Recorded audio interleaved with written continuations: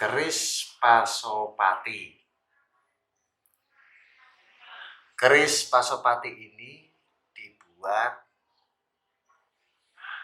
di zaman atau di era Kerajaan Kartosuro.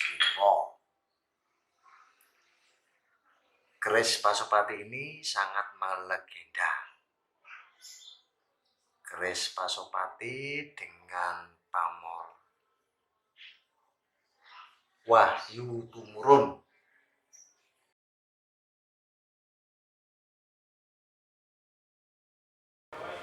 Keris ini sangat tua dan utuh dengan sogokan 2 gerenengan, lambe gajah, dan kembang kacang yang pokok.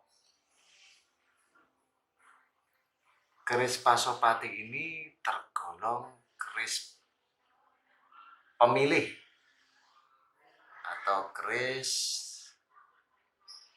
memilih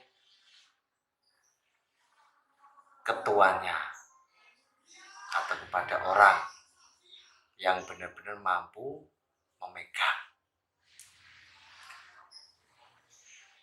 Ciri keris Kartosuro itu dengan besi yang sangat-sangat bagus, keras, istimewa, dengan tempaan yang sangat matang, dengan pamor-pamor yang